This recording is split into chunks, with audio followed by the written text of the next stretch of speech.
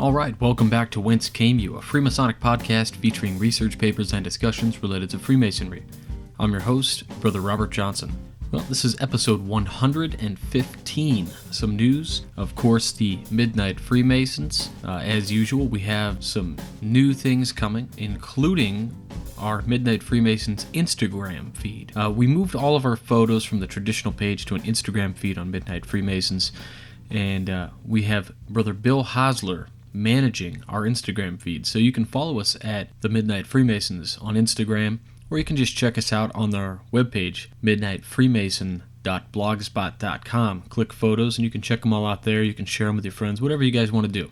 Also, I'd like to give a little congrats to Brother Brian Shimian on your new job. I can't really disclose too much to anybody out there. I mean, it's a public thing, but Brother Shimian got a brand new job. Very cool, working within the community again. As some of you know, he used to be a firefighter, and he had to retire due to an injury he sustained on the job. But this new job has gave him a new lease on his ability to really work with the community. Not in the same capacity that he used to, but in a new one. And I think he's going to do really well. So congrats to you, brother. Also, congrats to Brother Steve Harrison for your soon-to-be title, and I'll let you announce that when you're ready. Also, speaking of Bill Hosler and Steve Harrison, I gotta say thank you for the donations that you guys gave to the show just a few weeks ago. It means a lot. It helps us out incredibly. Brother Rob Lewis is back, and it's been about a month or two, but now he's back. He's got an internet connection over in Afghanistan that allows him to upload at decent speeds. And like I said, he's over in Afghanistan representing the United States and Freemasons. And yes, I'm still contributing to his show with the famous Freemason segment. So if you get a minute, I think he's released 2 episodes in the last 2 weeks. So he's back, and he's back with force. Welcome back, Brother Rob. Hope you are doing well, and I'll talk to you soon, brother. Speaking of podcasts, we cannot forget about Brother Juan Sepulveda. His podcast, The Winding Stairs. Such a great show. In fact, he had his first interview, and I mentioned it a week or 2 ago, and his interview is amazing. He talked with a brother of his lodge who lost his eyesight completely in a car accident. And I'm not going to give away too much, but you guys just go download the episode. It's not real long. It's not one of these 3-hour interviews. So I think you guys will really enjoy it. Brother Juan also just released his new book, which is called A Masonic Research Guide. And it's a great guide for the new Master Mason. I say Master Mason because there are things in that book which could potentially spoil some aspects of Freemasonry for the entered apprentice or the fellow craft. Now, there's nothing per se in the actual book. The book is a resource guide. It gives you legitimate places to find information on Freemasonry that is verifiable by other Freemasons. So there are countless links out there that you guys can go. You can check all these conspiracy websites and stuff and things, but really this resource guide is incredible. You can trust the things in there. Of course, we're listed in there. The Midnight Freemasons is in there. The Winding Stairs is in there. Chris Hodap's books are in there. Todd Creason's books are in there. Just really good stuff. So if you want to get a copy of that, you're going to head on over to Brother Juan's website, Masonic Fundraiser, and you put in your email address, and that's it. You get to download that book for free. You will also get updates from the Winding Stairs podcast and Masonic Fundraiser. So please check those out. Speaking of books, I've taken a little break on the book that Johnny and I are writing. I'm doing a bunch of research to finish it. It is a laborious task. I've had to write a little bit and then take 10 steps back and look at it, but we're working on it. I've had some brothers recently ask if I do lectures for lodges, and the answer is yes, I do, but it depends on the travel. As you guys all know, I still work 40 hours a week at a regular job, so it really does depend on if I can get the time off to do it. I work nights primarily, not overnights, but evening shifts. So it makes it difficult a lot of the time, but if I have enough notice, I can usually make it happen. So if that is something that you're interested in, shoot me an email at wcypodcast@gmail.com.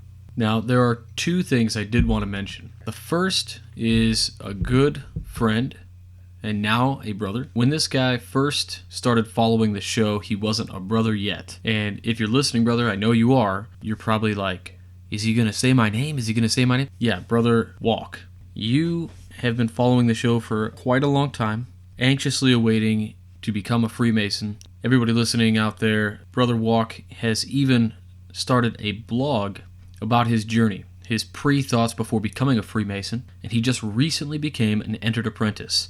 And I believe he became an entered apprentice with 2 other gentlemen. So congratulations, Brother Walk. I'm really excited to be able to call you a brother now. You've been asking about the fraternity forever. You've been an avid listener, a fan. You've been active on the blog page. You've been active on the Facebook page. Brother Walk, to give everybody an idea, actually would send me private messages asking if it was cool to read a certain article to make sure that it didn't give anything away, because he didn't want to ruin any experiences he might have had in his initiation. And of course, everything we cover on the show and everything that's out on the blog is usually perfectly fine for somebody who is uninitiated to hear, see, or read. If there's any questionable content, I usually amend it or delete it or change it. So once again, Brother Walk, congratulations on your preferment of your entered apprentice, and you're only going to find further light as your degrees go on. The second thing that I did want to mention is that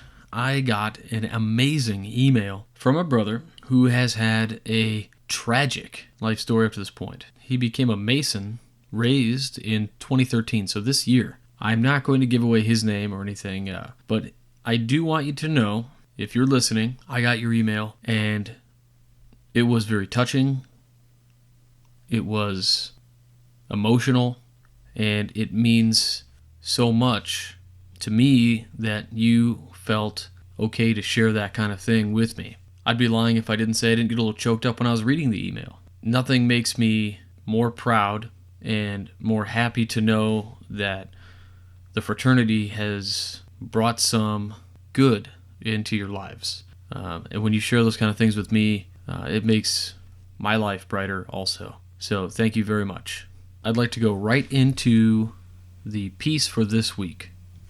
And this week's piece is called Time, from chapter 27 of Foreign Countries by Brother Carl H. Claudy, a delightful and inspiring study of Masonic symbolism written for and published by the Masonic Services Association of the United States. One of the hidden or covered symbols of Freemasonry is found in the many references to time.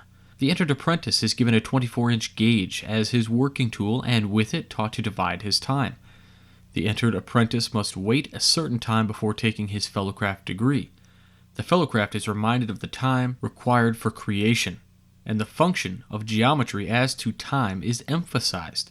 By it also the astronomer is enabled to make his observations and fix the duration of times and seasons, years, and cycles. He is also made to realize that there are 3 principal causes which contribute to destruction: the hand of ignorance, the devastations of war, and the lapse of time. The fellowcraft must wait a period of time before he may receive his Master Mason degree. As a Master Mason, he is reminded of the passage of time in the reading from Ecclesiastes. Emphasis is put upon the journey from the days of thy youth to that hour when shall the dust return to the earth as it was, and the spirit shall return unto God who gave it. In the prayer use in the sublime degree we hear, man that is born of woman is of a few days and full of trouble. He cometh forth like a flower and is cut down. He fleeth also as a shadow and continueth not, seeing his days are determined. The number of his months is with thee. Thou hast appointed his bounds that he cannot pass. Turn from him that he may rest, till he shall accomplish his day. Master Masons are taught from the scriptures of the length of time required to construct the Temple of Solomon. The 3 steps of the Master's carpet are youth, manhood, and old age, of which, as we have seen, the 3 degrees as a whole are symbols. The hourglass, an instrument used for the measurement of time, is one of the symbols discussed in the lecture of the sublime degree. The scythe is an emblem of time, which cuts the brittle thread of life and launches us into eternity. Behold, what havoc the scythe of time makes among the human race. If by chance we should escape the numerous evils incident to childhood and youth, and with health and vigor arrive at the years of manhood, yet withal we must soon be cut down by the all-devouring scythe of time, and be gathered into the land where our fathers have gone before us. There are many more references to time, high 12, low 12, and calling from labor to refreshment, the return to labor in due season, and the hourglass will occur to all. With the exception of the small paragraph quoted above, however explanatory of the scythe as an emblem of time, there is neither monitorial nor secret explanation of time as a symbol. Yet surely it is used as such when so many references are made to it. Nor can we be content with the thought that as time is so important to us, it could not entirely be left out in the making of the degrees of the order. What is time? No man knoweth.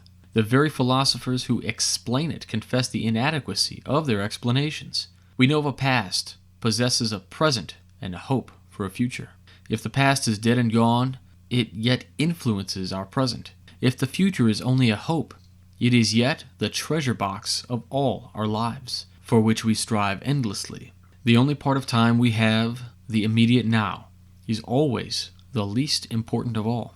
Objects have length, breadth, and thickness. They also have a duration. The instantaneous cube cannot exist. We can have no conception of anything, material or spiritual, which does not have some length of time of existence. Some mathematicians speak of time as the fourth dimension of matter and Einstein's theories, but the general and special are concerned with a something which is neither space nor time, but a blend or a combination of both. The only measurement of time we know is finite. The revolution of the earth about its axis and about the sun, or any other heavenly body movement is our only means of measurement of duration. We can expand it into light years or contract it with split-second watches, but all our measurement is founded upon a purely finite material happening. Infinite time is a phrase, not a concept. The human mind cannot conceive of endless time. We say, as it was in the beginning and ever shall be, but the words contradict themselves, for anything which ever shall be must always have been, and therefore could not have had a beginning. Whether we think of time or a piece of string, we cannot conceive it as having only one end. We conceive ourselves as moving along in time from birth to death over a path which we divide into milestones of years, days, hours, and minutes, all multiples or divisors of that which elapses between sun and sun. Yet the human mind reels at the thought of travel forward which does not have something behind, or which does not approach something. If there was no beginning to leave behind, if there was no end toward which we go, are we really traveling through time, or is time a vast wheel, merely sweeping around and around us? Men fool themselves. In all ages and times past, men have told themselves fairy tales and believed them. Our remote ancestors watched the fall of a rock and believed in the anger of the stone. They heard in the growl of the thunder and the rage of some mighty hidden being. They saw in the lightning flash which killed the righteous wrath of a power unguessed. But a few hundred years ago, an eclipse of the sun was a portent of evil. A comet in the sky, sure sign of pestilence. The earth was flat, and mariners need beware lest they fall off the edge. What we do not understand we ascribe to the supernatural. In spite of the experience of science and the teachings of history, a savage mind finds a telephone a miracle. It behooves us to think careful and make up our minds slowly. Every day we find the knowledge of yesterday was not knowledge but fiction. Our atoms are no longer atomic. Our matter is no longer matter. Our space is no longer of 3 dimensions. Our astronomy is as different today from what it was 20 years ago as that was from Copernicus's day. We no longer lay on hands or prescribe the leech and bloodletting for disease. We no longer withhold water from the fevered or air from the pneumonia patient. Disease is no longer a visitation from on high, but a matter of germs from the earth. The pestilence, which was once the work of Satan, is now located in a drain pipe or a swamp. We have certain concepts today which we believe to be absolute facts, despite the fact that we demonstrate there is no absolute. Only a short while ago, the philosopher's stone, the elixir of life, and perpetual motion were demonstrated impossibilities. Now our scientists talk rationally of the possibilities of a transmutation of metals. Our surgeons talk of renewed youth through transferred glands. And for all we know, to the contrary, some man may arise with a new theory of energy, a la Einstein, of space and time, in which the self-mover may actually function. It is not due to be too certain of anything.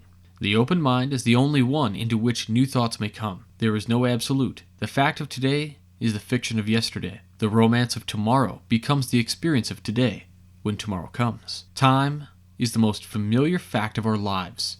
Every man carries a watch We get up, eat, work, make love, marry, have children, join Masonic lodges, die, and bury our dead, according to a schedule of time. Yet this very familiar fact, this thing which is as much a part of our lives as our bodies, this commonplace, everyday, utterly usual matter, is the most mysterious, most unknown, most completely unsolved finite mystery about us. Is time, then, in a Freemason's lodge, not a symbol of deity? We believe that the great architect of the universe is part of our daily lives. We thank God for labor. We praise God for love. We marry under the blessing of deity. Christen our children with His word. Join Masonic lodges erected to God. Die in the hope of His immortality. And bury our dead with the sprig of acacia, its symbol. And yet, this familiar fact, this idea which is as much a part of our daily lives as our souls, is our most mysterious, most unknown, most completely unsolvable, infinite mystery. Time, puzzle never solved of man's mind. God, puzzle never solved of man's soul. The conclusion seems inescapable that the many references to time in Freemasonry, the insistence upon time as a factor in the degrees, and in what they teach of life, was no fortuitous circumstance, no mere unwitting bringing of the life of everyday into the ritual of our degrees, but a great symbol of deity and our complete dependence upon Him. A symbol teaching that as our lives are inextricably mingled with God, a hope, a faith, but a concept never to be understood in this world. So mote it be.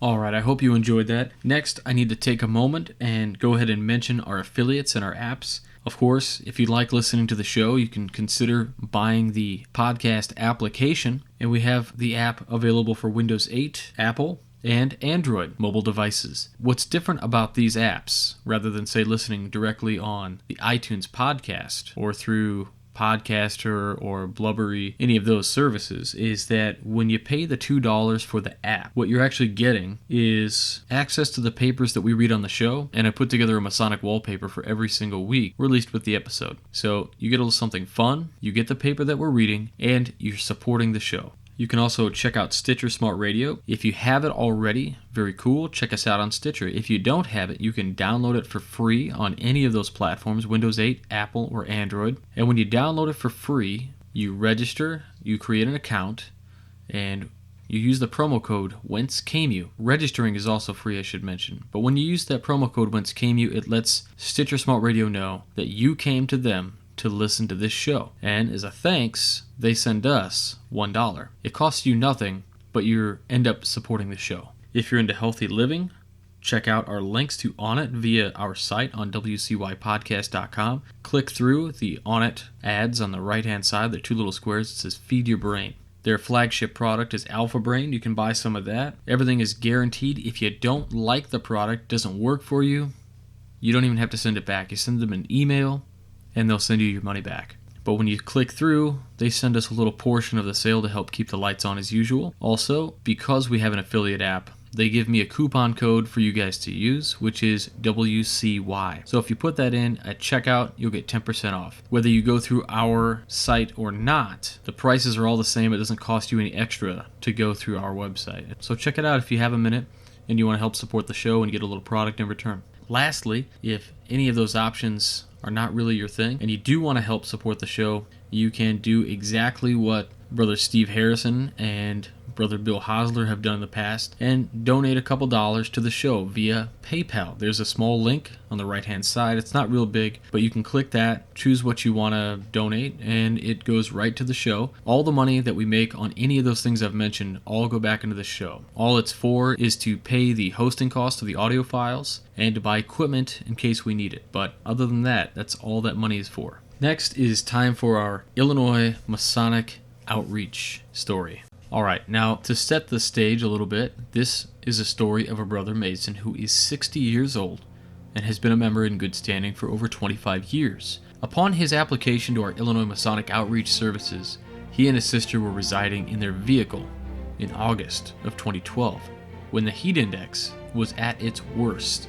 They both have extensive medical concerns. He is currently on dialysis, a result of a 2009 end-stage renal failure. This brother also had triple heart bypass surgery in 2012. Here are the events that led to their homelessness. The sister was diagnosed with ovarian cancer as a child, and the parents depleted their life savings to provide treatment and care. After their parents passed away a few years ago, the mortgage and taxes on the home could not be maintained and went into foreclosure. They began living in their car due to having no other living family members. At night, they parked in a local grocery store parking lot, and during the heat of the day, they spent time in the local library. The applicant and his sister applied for any and all resources available to them. However, due to their age, they did not meet criteria for many of the local assistance programs. Additionally, they attempted to seek out homeless shelters but were turned down due to their medical concerns. They were on the waiting list for Section 8 housing but were told that the program was backlogged approximately 4 years. The brother and sister contacted the local assisted living facility that accepted Medicaid in the past but were told that the brother was ineligible. His SSDI was approximately $400 per month, and they required at least $608 per month to qualify. The sister did qualify, but refused to leave her brother on the street. This is how the Illinois Masonic Outreach Service assisted. They paid for an extended stay hotel until the Illinois Masonic Outreach Service's director could locate alternate housing. They granted them $200 in gasoline money so the brother could travel to and from his dialysis treatment. They located an assisted living facility that would accept both brother and sister into the facility, paid and continued paying $153 per month to the facility so the brother would meet the minimum financial requirements. They both now have a safe place to live where their needs, both emotional and physical, can be met. Again, this is the Illinois Masonic Outreach Services. Now, every state Grand Lodge has some sort of charity program, and they're doing things just like this all around the United States. It's not just here in Illinois. I happen to be working with the Illinois Masonic Outreach Services, more specifically the Grand Lodge of Illinois' Charity Committee. And one of the things that Masonry is huge on is charity. Now, of course, like we said last week, many of the things that we do are esoteric teachings, are philosophical teachings. Those are for us. But we also have that duty to take care of our brothers and people in the community. And this is just one story where we've done that. And there are countless other stories, hundreds, probably thousands, where Masonic outreach services in different states and different countries have really helped. But these charities don't operate on the per capita alone. They depend on donations from brothers like you guys, like me. And if you can donate to your Grand Lodge charities, I encourage you to do that. Here in Illinois, we have several Masonic charities. We have the CHIP program, which is the Child Identification Program, and almost every state has that also. We have the Masonic Children's Homes. There are Masonic Retirement Homes. There are tons and tons of different charities to go for. Also in Illinois, we have something called the Society of King Solomon, which is a society that you are entered into when you give extraordinarily, more than $1,000 usually. That particular society is something that I joined. I donated an amount of money. I was given a charter member medal, and it's not like I have that kind of money to give right now. I bequeathed it. I gave it out of my life insurance policy. So I make sure that my family is taken care of, and I'm also helping to take care of the Illinois Grand Lodge charities as well. So give that some thought, and I'm sure you can find some great stories of the Masonic outreach in your states as well. If you have some, send a few stories my way. I might get to read them on the show. Next is this week's famous Freemason. Now this post was actually taken from the Freemasonry for Dummies blog, which is Chris Hodap's blog page, and it was dated on Saturday, March 20th, 2010, and it regards the obituary of actor Fess Parker. The blog reads, "Received this today about the death of actor and Freemason Fess Parker. We lost another very prominent brother today who in real life and his movie TV roles evoked many of the attributes of a just and upright Mason. Brother Fess Parker died peacefully today at the age of 85 after a very successful career in Hollywood, movies like Old Yeller and Them. From 51 to his 70s, he made a fortune in real estate, resorts, and his own award-winning Fess Parker Winery. His most famous role, of course, was as Davy Crockett. I'm sure those of you 55 and older either had a coonskin cap, replica of his rifle, Old Betsy, or a Davy Crockett lunchbox. He later starred in the Daniel Boone TV series. He even sang a version of the title song, The Ballad of Davy Crockett, which got to number 4 on the charts. Enlisting in the United States Marine Corps late in World War II, with hopes of becoming a pilot, his height kept him with other duty. After the war, he was a good athlete at the University of Texas, graduating with a degree in history. The guitar-playing 6'6" gentleman with the southern accent caught the eye of Walt Disney, and the rest was history. Incidentally, Fess Parker was his given name. Some Masonic notes. Brother Parker portrayed Brother Crockett and Brother Boone, co-starring with Brother Buddy Ebsen in A Former as his sidekick. He also was in a Western with Brother Gene Autry, and in Island in the Sky with Brother John Wayne, the only other actor to portray Brother Crockett in a movie. And of course, Walt Disney and Buddy Ebsen were both senior DeMolays. The source of the article I just read was under some debate, so we don't know quite who actually wrote it. There are several pen names to claim it.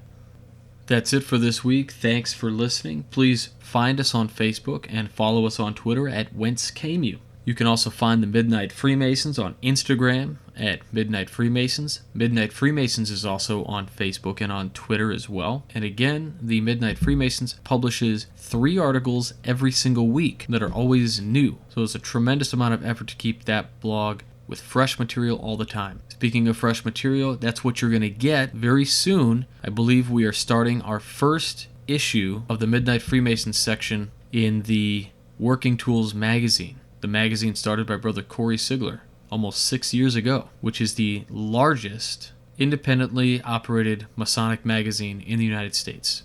So starting in the November issue, you should be able to find the Midnight Freemasons. In there, we'll have a little section that Corey Sigler is helping us out with. So if you don't have a subscription to the Working Tools magazine, you can head on over to www.twtmag.com and you can subscribe right there. They debit your account once a month via PayPal, and I think it's like $7 or something like that, but it really isn't a whole lot of money to ask when you're considering the content you're getting. Very good magazine. It's what we call newsstand quality.